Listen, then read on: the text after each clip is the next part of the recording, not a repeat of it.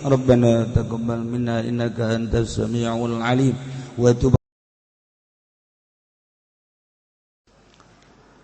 A'udzu billahi minasy syaithanir rajim.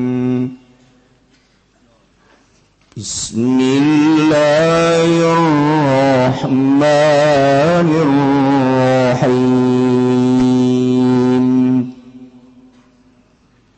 Walillahil asmaul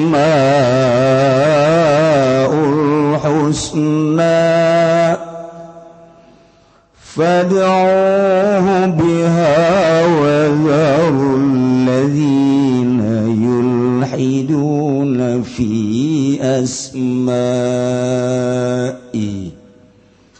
sayujzauna ma kanu ya'malun. Wallahu a'lamu bimaradi wa dharula ninggal sira kabeh utruku tegesen ninggal sira kabeh alladzina yulhiduna ing wong akeh kang pada nyelewengkeun ya alladzina kabeh an al hada min al hada wal hada yang jitak saking lapad al hada lan lapad la hada yaminuna anil haqq manane kang nyondongkeun ya alladzina kabeh ado saking haqq bi asmaihi dalam birang-birang ngaran Allah aizustaqau minha asma sekira-kira nyarari takalladzina kabeh minha saking asmaul husna asma'an ing birang-birang aran li alihati nggadoe birang-birang pangerane alladzina kallat tikalapad lat minallah dan musak saking Allah wal uzalan uzza minal aziz dan musak saking lapad aziz manat dan manat dan musak minal manan saking lapad manan sayujzauna besok bakal den balas ya alladzina bil akhiratin dalam akhirat jazaa makanu ya'malun kalawan wala sebarang kang anda ya alladzina kabeh ku ngamal ya alladzina kabeh wahad وهذا لنطيق ليكي وذو الذين يلحدون iku qabla al-amri bil qital tetapi dalam sadurunge perintah kalawan perang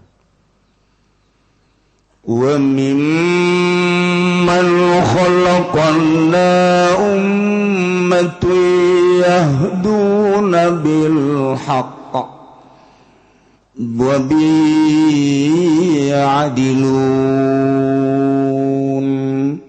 Allah alam bimaradalan ikut betul setengah saking wong kang ada meli sunagung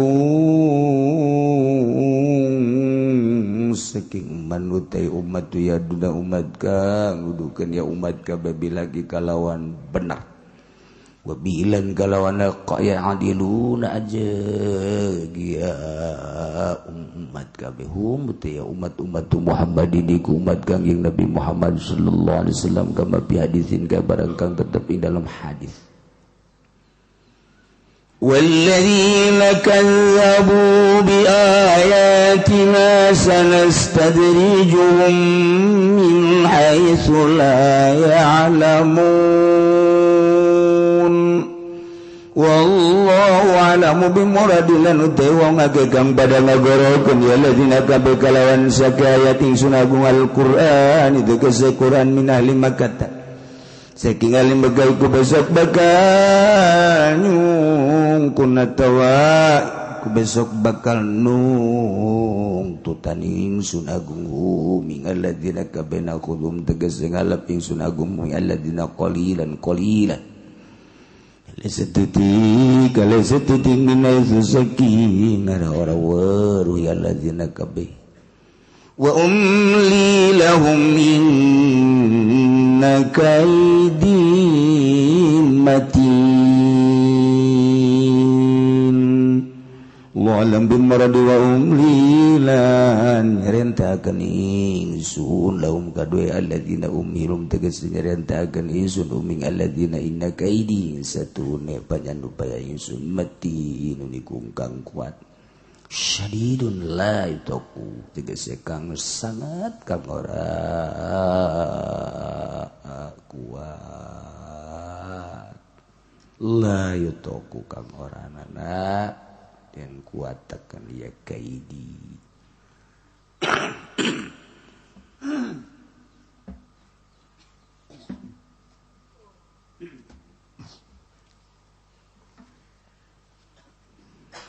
walillahil asmaul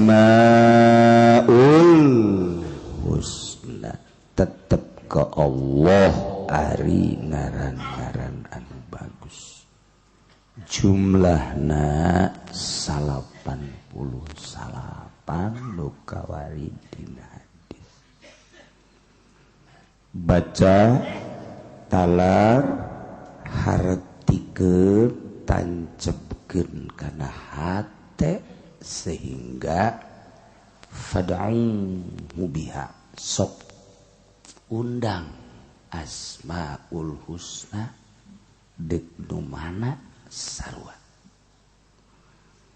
ulah nyebut-nyebut kasalian Allah sok ka Allah garaga sebut sehingga asmaul husna de asma Allah teh jadi makom dina makom nu kamari geus dicaritakeun artina makom teh tempat singgahna yakin urang ibadah teh disuprih datang ka yakin selesai geus yakin adalah membuktikan kabeneran ngabenerkeun urang terhadap nu maha gaib datang ka mana urang ngabenerkeunana ngabuktikeun pembenaran urang terhadap Allah datang ke mana di dinya makom urang teh percaya ka Allah 100% Allah pangeran ngabuktikeun kepercayaan urang ku urang bisa katingali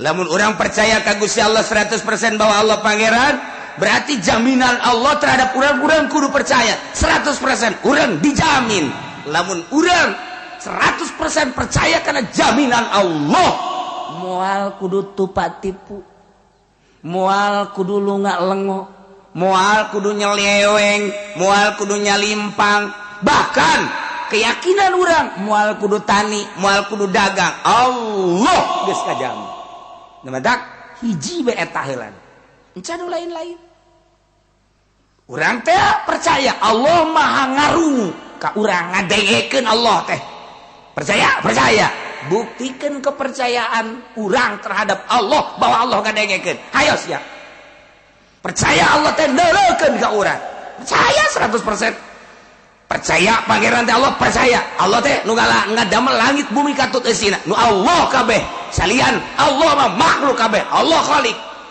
percaya teh Allah teh maha ningali percaya buktikan kepercayaan maneh coba yakin teh mun yakin Allah neulekeun moal daek kudu nonton TV moal daek kudu jeung hupa HP moal daek kudu jeung WA-an moal daek atuh teh jangan ngalantur tah jadi urang ngabuktikeun pembenaran urang terhadap kepercayaan urang buktikan coba tah ketika urang ngaku percaya Allah pangeran Allah teh anu maha ningali ketika ku urang dibuktikan karena keyakinanna mah eueuh nanaon tah yakin teh ngabuktikeun pembenaran urang terhadap nu maha gaib datang ka mana di dinya makom urang tuh jadi makom yakin makom kita tuh kadeule jelema boga keyakinan jeung henteu datang ka dinya makom keyakinan kadeule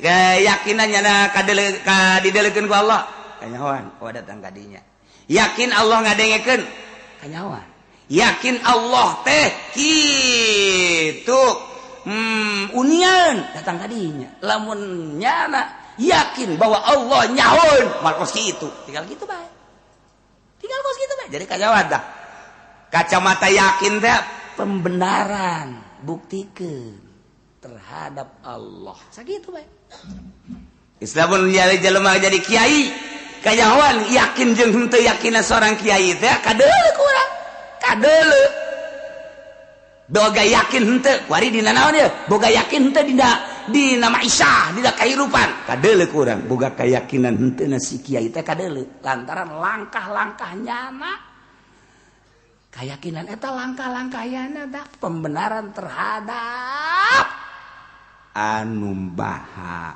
gaib kajawan jelema ceramah kajawan boga yakin jeung teu ceramah nu hayang amplop ceramah anu karena Allah ceramah anu lalagaan atuh kajawan maca seh kitu kae deh kajawan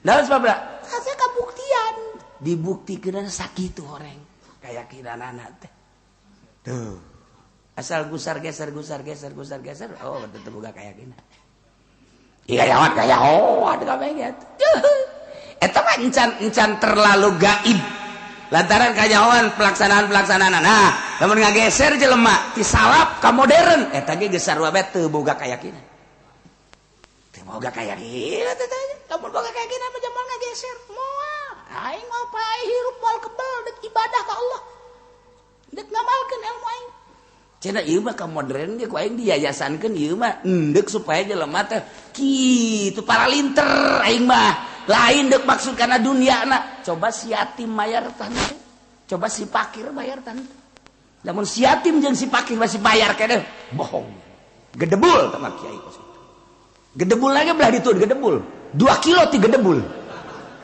ya itu tinggal gitu bae sih gua kayak gini namun nyama cara kolot kurang baheula make nyana ge kelas 1 kelas 2 kelas 3 nyana nyahoeun sieuk ka anak si anu ieu mah pakir terus ieu mah miskin terus ayo geus teu kudu mayar sia mah yang teu boga karena Allah berarti mana ada sekarang tidak ada iya dilihat dari sana sampai sono tidak ada yang begitu berarti kan geus lain minterkeun ndek merau berarti kalau keinginan kan harus gitu ya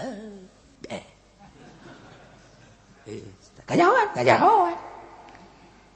budak uletan sok hudang peuting jeung nu tilok atuh kajawan jelema mah asal matana cayan we ieu nyeri mata sia ka jeung ngomong aduh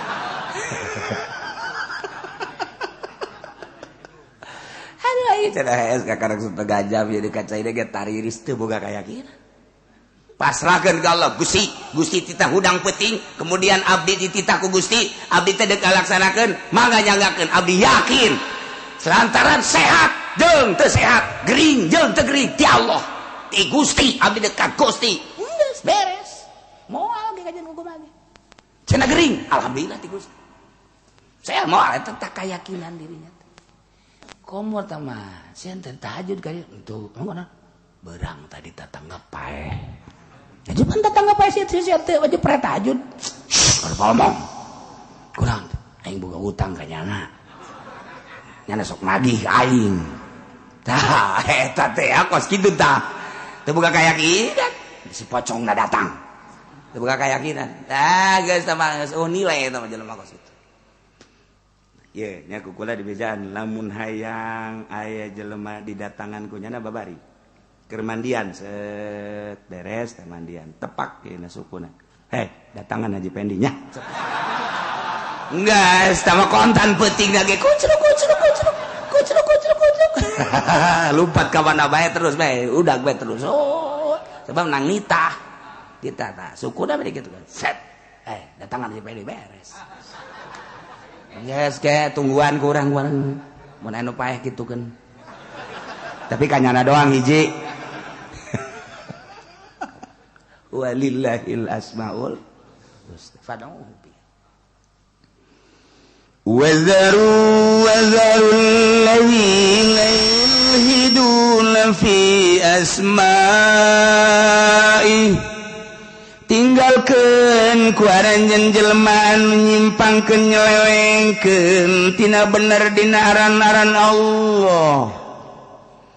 Aya sebagian jelema teh nyieun ngaran kana patung meunang nyitak tina asma Allah. Masyaallah. Baheula di megaya patung Lata eta teh meunang nyitak tina Allah. Aya patung Uzza meunang nyitak tina Aziz asma Allah. Aya patung ngaranna Manat tina Al-Mannan. Aya patung-patung menang nyokot ngaranna tina asma Allah Muhammad bejakeun ka umat anjeun wazarul ladzina yulhidun tinggalkeun jelema anu nyalahgunakeun asma Allah dipake ngaran-ngaran nyana pangerannya na padahal mah kafir. Tarolah meureun di urang mah ngaran pangeran mah kuari teu nu make asma Allah tapi encek mah pan loba nu ngaran-ngaran Islam. Baheula anu ngabebaskeun pasar Kemis teh ngaranna Tuan Hasan. Tuan Hasan tanyakeun ge ka kolot-kolot baheula. Jati sampai pasar Kemis Tuan Hasan. Beuh helikopterna ge datang ka kawasan dia. Wah hebatnya Tuan Hasan. Sugan kula mah Islam. Orenganan encek meleg-meleg. Ngaranna Tuan Hasan penyalahgunaan nama. Atuh mah ngaran Islam dipake ngarannya abeh naon abeh percaya urang katipu. Zarul ladina yulhiduna tinggalkeun ku sia ulah sok dideu jelema nu nyalahgunakeun ngaran Allah Hasan dipake ngaran encek. Dokter Hamid padahal mah Cina lantaran di urang mayoritas Islam makelah nyana ngaran-ngaran Islam abe urang tertipu du teu jawan mah pajar Islam bae ieu tidak sawarena penyalahgunaan ngaran tinggal kita nu kos karena itu teh tina ngaran bae geus nipu nyana ka urang berarti di jerona neuk maksud nipu ka urang Cina ngaranna Hasan, Cina ngarannya Abdul Hamid, Cina ngaranna teh itu Aziz, Cina encek ngaranna teh itu Abdul Somad. Coba teu kira-kira Pak. Somad ngaran. Ya Allah ya Rabbi. Ngaran pangeran mah di urang eueuh baheula mah di Mekah Lata minallah, Uzza minal Aziz, Manat minal Manan. Urang mah encek di urang. Encek pakai ngaran-ngaran Islam di urang. Lain seetik ratusan bahkan ribu encek nu make ngaran Islam. Ngaran Islamna dari lamun lain ngaran Allah mah Aziz ngaran Allah kan. Masya Allah Hamid ngaran Allah kan. Aya nu pake ngaran Abdurrahman sagala di Jakarta mah. Encek ngaran Abdurrahman. Bawa ka dieu ke Cilongok. Ini siapa? Ini Abdurrahman. Atuh kula mas pajar Islam mah kan. Rahman kana ngaranna. Ada apa? Ini begini material saya di Jakarta. Iya material mah biasanya encek kan. Bukan ditanya kan dosa orang deh. Ini namanya Rahman. Islam apa bukan? Namanya siapa? Nama aslinya mah ini. Oh, iya dia pakai nama Rahman. Coba ta. Goblok teh. Goblok. Nyana menta nyana kakula menta doa nak lantaran materialna geura masalah lah. Didoakeun ku kula. Tek ku galedeg.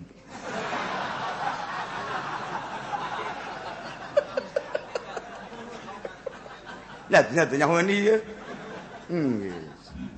Jauh babaturanana datang deui cenah kiai, waduh makin parah cenah material. Yo ini ijabah berarti doa aing.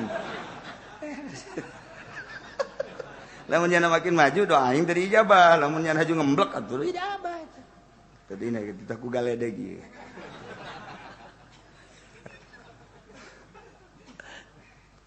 Teu beunang salah ngadoa.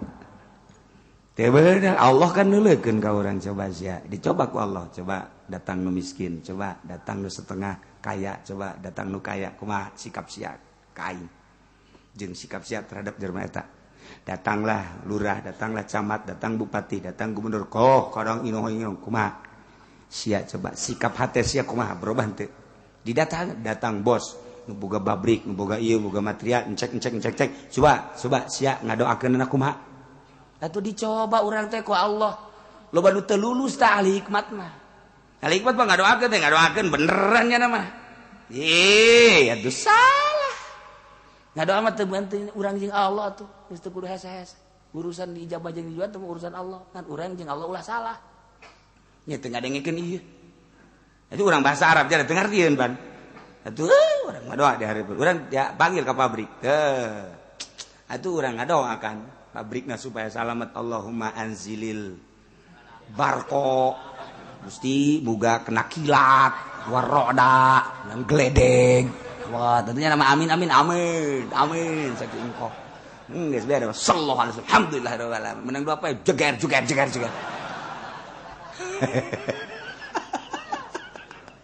atuh ustad kakarak diodang ka pabrik bae ngadoana geus Allahumma salamatan salam Balah berkat nama sapira berkat kan diberi duit ge paling 1 juta 2 juta tapi jangan di mata Allah tolol sia. Jelema teu iman ku didoakeun. Mantak ambruk Kiai ambruk Ustad ambruk ahli hikmat mah ambruk. Ya tuh.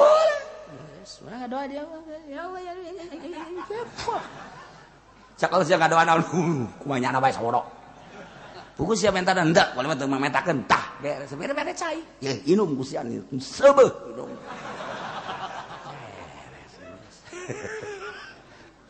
kadengeun ku cina geus aya cara ngomong minta cai ka kieu saboda yang ditante ye hayang henteu aing mah kasih beres geus jaloba bae teh pita Cina teh kagula datang Cina. Ayo Cina anu mulia kemana-mana geus ka Singapura segala rupa.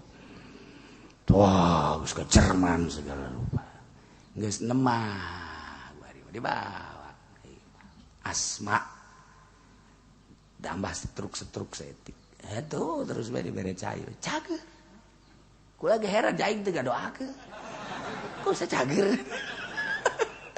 Berarti lain ku doang teh ku Allah nu jager-jager. Tuh.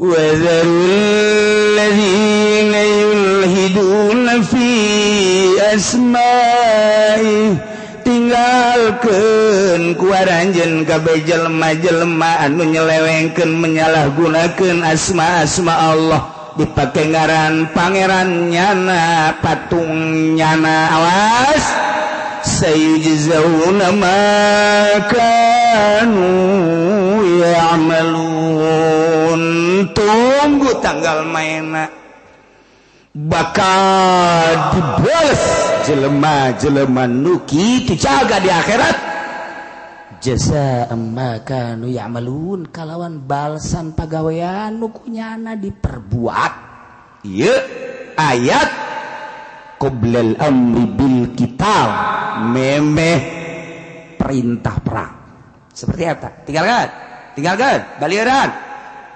memeh aya instruksi perang mun aya jelema nyalahgunakeun asma Allah indit Muhammad bejakeun ka umat tinggalkeun memeh diinstruksikan perang beres tah nyaritakeun kafir musyrik munafik jelema anu nyalahgunakeun asma-asma Allah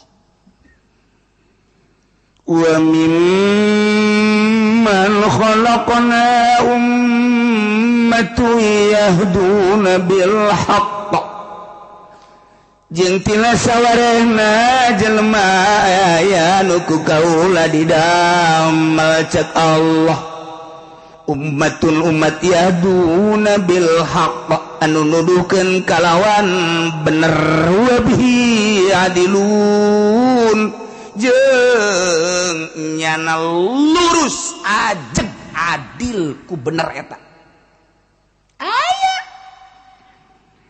terus beti zaman kangjeng Nabi pupus teh terus estafet ka para sahabat di zaman sahabat teh tegak agama teh lantaran deukeut keneh ka kangjeng Nabi dilanjut ku para tabiin di zaman tabiin ge tegak lantaran deukeut keneh ka para sahabat dilanjut ku atba tabiin di atba tabiin ge masih keneh tegak lantaran deukeut keneh ka tabiin mulai ti atba tabiin rada goyang-goyang ku hari atba rada goyang di atba urang mah ku hari geus atba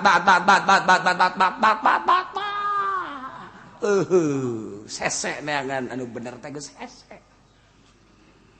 Pan bisa bener sote urang nuturkeun nu kamari teh nuturkeun nu itu teh nuturkeun nu itu. Estafet ngaranna silsilah nuturkeun nu itu bener langsung ka Kangjeng Nabi karak. Ai ieu mah pan guaring putus. Guari nuturkeun nu eta sedengkeun nu eta na ge kos kitu. Nuturkeun nu itu teh kos kitu. Atuh geus putus. Teu boga turus. Tapi cek Gusti Allah Muhammad bejakeun ka umat anjeun saat umat para rutus tina nuturkeun ka leluhur-leluhurna. Di zaman urang kuari geus para rutus lantaran atuh boro-boro ka Kangjeng Nabi urang maka zaman pejuang 45 bae ge pamarentah teh geus teu nuturkeun leluhur, abri geus teu nuturkeun leluhurna, polisi kitu keneh, rakyat geus kitu keneh. Kuari teh meureunanan hararudang eta tulang-tulang anu memperjuangkeun bangsa Indonesia jeung nagara. Deuleu nyana ka rakyat deuh, rakyat sia teh nang aing memperjuangkeun kunaon kuari diacak-acak.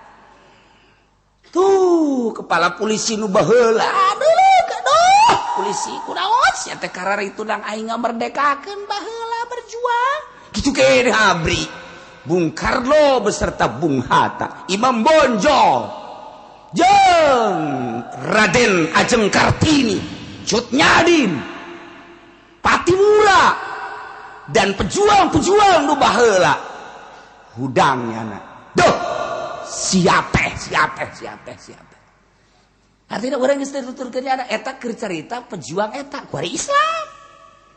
Nu kamari ieu di zaman masyaallah Syekh Nawawi Tanara. Zaman Ki Khalil Bangkalan. Ulah zaman para aulia Allah, zaman wali sanga ulah. Ieu nu kamari ieu.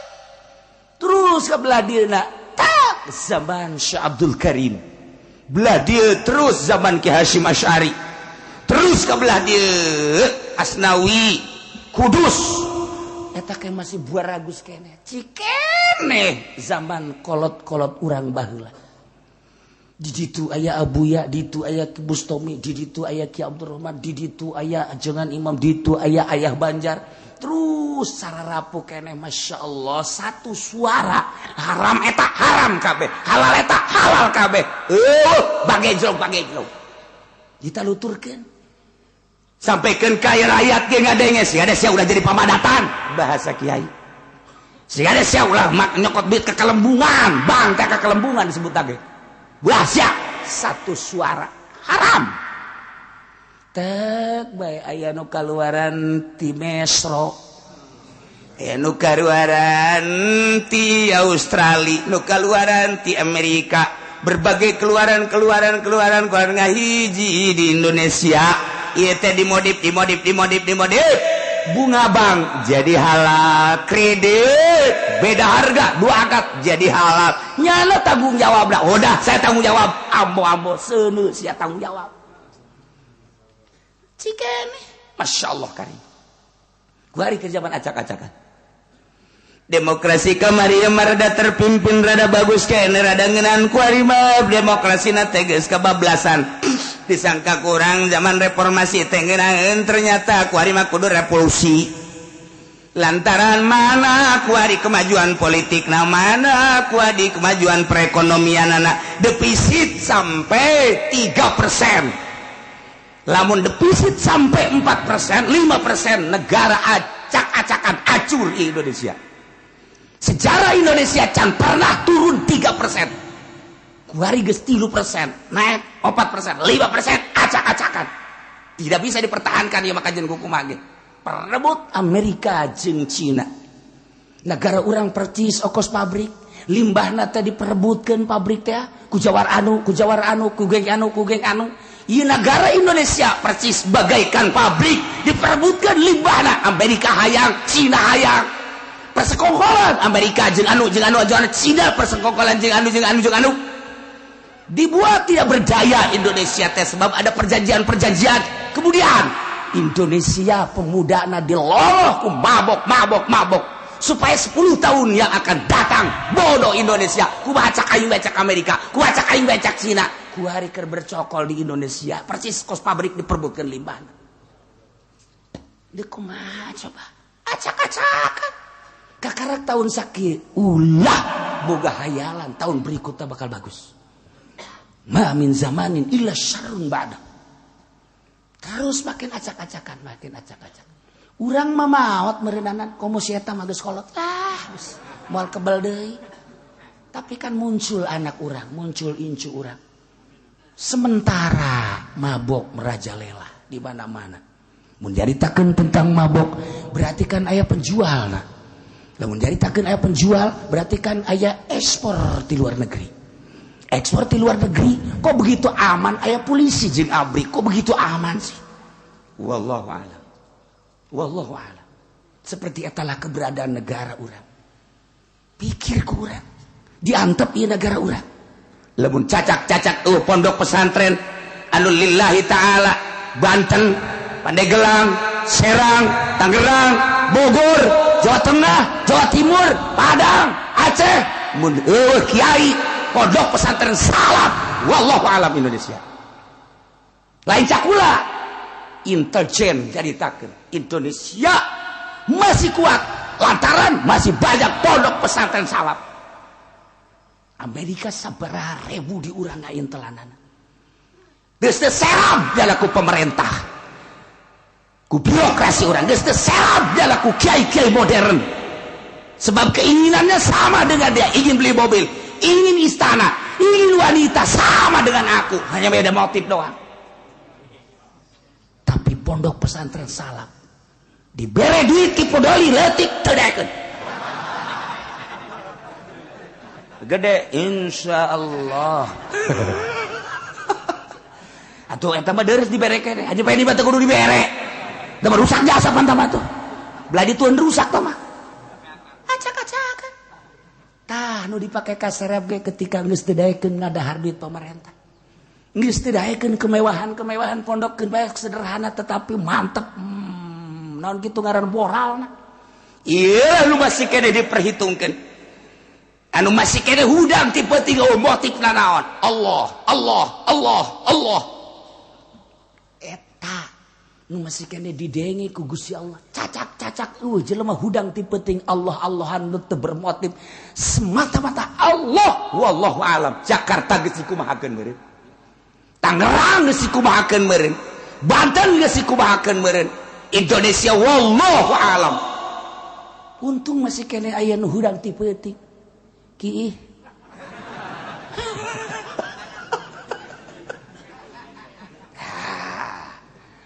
Tapi cek Gusti Allah kehancuran bangsa, kehancuran umat Muhammad bejakeun ka umat-umat anjeun terus. Khususna ieu teh ka urang mah ka umumna mah kakabehan termasuk urang. Kurang kuari dibaca dihartikeun sekemampuan urang.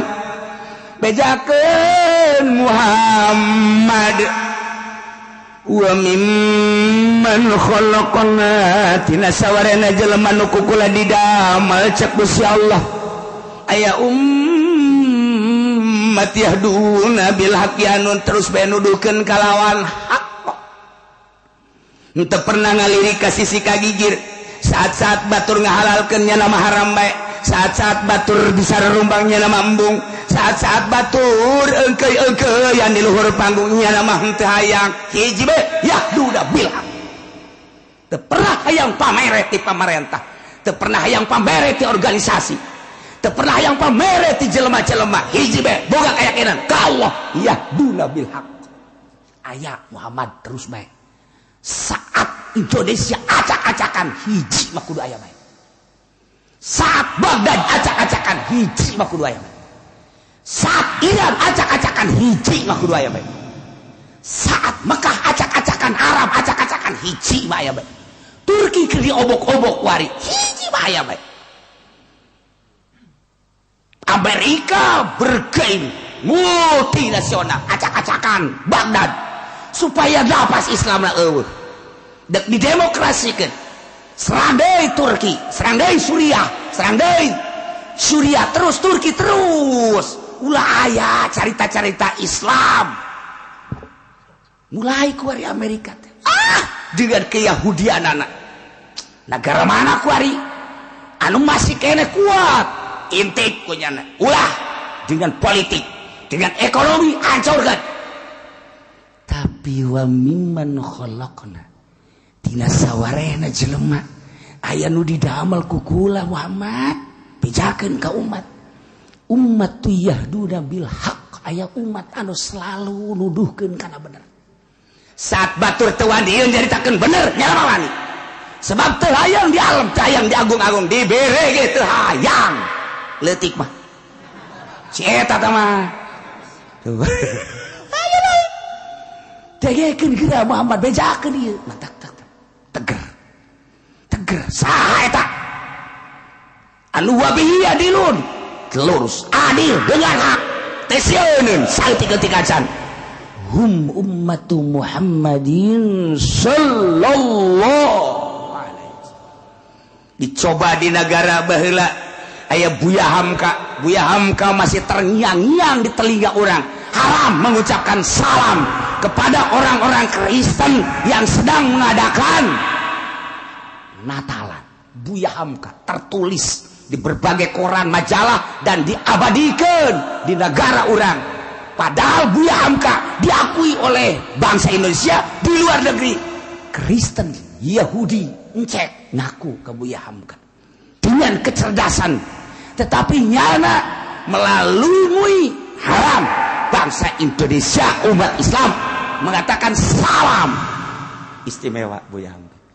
Tadina di Muhammadiyahkeun akhir hayatna Islam sebabnya na boga guru torikoh terngiang-ngiang di telinga urang komo nu belah ditu mah zaman Ki Hasyim Asy'ari ieu mah nu belah dieu bae belah dieu masih terngiang-ngiang Gus Dur dengan gaya Gus Dur tersendiri tetap bae nyana mah ngagocek-gocek jelema cak batur haram cak cenah henteu cak batur henteu cak cenah haram digocek-gocek jelema eueuh teu kagocek ku jana digocek bae kajeun ku kumaha ge ya kabeh ulama ngaharamkeun ka inul Oma Irama haram cul bae di televisi Oma Irama apa bedanya Roma Irama itu kan inul laki-laki beres selesai saat gerbejana jilbab dilarang kemudian keras kabeh berisik menentang Gus Dur nggak apa-apa nggak berjilbab juga babari jasa Gus Dur digocek kabeh ujung-ujungnya horenganan keur di lobi ku Gus Dur nyaritakeun salam selamat pagi haram masak pakai selamat pagi ya ku Gus Dur dan lain-lain digocek-gocek ku Gus Dur tapi berubah wajah Indonesia teh berubah kok makin membaik kok Islam makin lekat nyana kunjungan ke berbagai negara nama Islam Salafi teu pernah teu dibawa ku nyana dengan kekuatan Gus Dur dengan cara Gus Dur sendiri ketika nyana dilengserkan make celana pendek dengan gaya Gus Dur sendiri terbukti kuari jasadna masih utuh nuzarah sampai ayeuna teu pernah putus-putus terbukti kewalian Gus Dur cak wali terus kabelah dieuna saha deui nu kurang didenge setelah Gus Dur tinggal aya hiji deung Habib Lutfi di pemerintah teu main nya nama di politik teu main di organisasi ge di NU teh nya nama daek-daek hante-hante tapi deres rada didenge kayaknya ku berbagai kalangan tinggal hiji nya andai katanya da eueuh deuk kumaha andai kata ieu mah caritakeun ieu keur caritakeun wa mimman khalaqna ummatu yahduna bil haqq wa bihi yadilun nyekelan hak dengan haknya lurus jujur dengan gayana masing-masing Ki Hasyim Asy'ari kitu gayana Kiai Yahid kitu gayana Kiai gitu Buya kitu gayana Gus Dur kitu gayana terus sampai ayeuna gu Habib Lutfi kitu gayana nya mah kitu bae gayana tetapi napas Islam jadi luhur Thariqah jadi luhur NU jadi kanyahoan salah nate kunyana nu nyaritakeun ketika orang-orang NU nyaritakeun bener nyana teu pernah nyalahkeun tapi ketika nyana nyaritakeun kelurusan begini ternyata NU geus keluar tidak kelurusan berarti garaku saralah tinggal hiji nyana wa mimman khalaqna tina sawarehna jelema nu kukula didamel waman umat ya duna bil haqqi aya umat adu terus bae dudukeun kana bener jang supaya jelema ka mana sih ieu kamana sih ieu oh iya trak dihasudan teu eureun ulah disangka teh dihasudan malah nu ngahasudanana makin loba tapi makin merek-pek coba gedelekeun sebabnya ka Allah hiji Allah delekeun Allah ngadekeun Allah nyaun nyana sieun ka Allah aya bakalna nu diangkat ku Gusti Allah boga makom-makom tertentu anu terus benar iyalah umat Kangjeng Nabi Muhammad sakumaha dina hadis dijelaskeun la tasalu min ummati ummatan qaimatan bi amrillah la yaturhum min man khadalahum wala man khalafahum hatta yati amrullah wa hum ala dzalik bual eureun-eureun ti umat kaula Muhammad Kangjeng Nabi hadis qudsi dibejakeun ka balarea mal eureun-eureun ca Kangjeng Nabi ti umat kaula aya umat anu terus bae nangtungkeun negakeun bi amrillah urusan Allah haram caritakeun haram halal caritakeun halal makruh sunah teu pernah sieun layal turhum man khadalahum teu pernah ngabahayakeun ka jelema nu ngahinakeun kanyana pemerintah nyaca terus bae kiai-kiai nu sejen nyararaca terus bae dengan penuh keyakinan ke Allah teu pernah gimir teu pernah sieun disensarikeun ku kiai ku ustad ku masyarakat ku terus bae jara mah deuk didegekeun deuk teu Allah bae pokona mah aya ta umat model kitu ditimbulkeun ku Gusti Allah saat mana bae aya bae wala man khalafahum teu sieun ka jelema nu nyulayan kanya we cenah si anu mah teu nuturkeun ka kiai sabodok cenah kelompokan mah teu nuturkeun ka kajeun cenah pemerintah kita nuker baik baik aing mah deuk aing bae ka Allah abe ka tembong jelema acak-acakanana jeung rusakna ketika nyana terus bae ka Allah nyana teh dituturkeun rusakna berarti sekian persen ketika nyana terus bae ka Allah jelema nyacan ka nyana rusakna berarti kajahoan terus mal eureun-eureun teu sieun ku jelema ngahinakeun ku nyulayan hatta ya'tiya amrullah wa hum ala dzalik hingga datang perintah Allah maut nyana tetep bae dina tegas hiji wa mimman khalaqna tina sawarehna manusia aya anu ku kaula diramal Gusti Allah umatun lain hiji umat loba bisa oge per negara hiji per kabupaten hiji atau aya bentuk organisasi ummatu yahduna bil haqq wa bihi ya'dilu masya Allah urang ngadenge ieu bunga alhamdulillahirabbil alamin saat jelema mengkol aya tuturkeun saat jelema mamang kembali kanu bener saat jelema kebingungan aya jang cecekelan selalu aya bae moal dibeakeun ku Gusti Allah acak-acakan politik jeung ekonomi jeung budaya aya bae nu lempeng dek didengekeun dek henteu nyaritakeun benerna politik nyaritakeun benerna ekonomi nyaritakeun benerna budaya ketika kajahoan politik nu bener nu salah bakal kajahoan ketika nyaritakeun ekonomi nu bener nu salah bakal kajahoan negara urang kuari politikna keur acak-acakan kajahoan ekonomi geus dikuasai ku Yahudi urang ngaji takrib urang ngaji patul muin pelbah jaritakeun bab muamalah perekonomian geus teu kapake saeutik-eutik acan tapi terus bae nya namanya nyaritakeun deuk dipake deuk henteu wa bihi ya'dilun masyaallah alhamdulillahirabbil alamin tapi di luar eta aya jelema nu ngabohongkeun ka Al-Qur'an iyalah walladzina kadzabu wallahu a'lam bissawab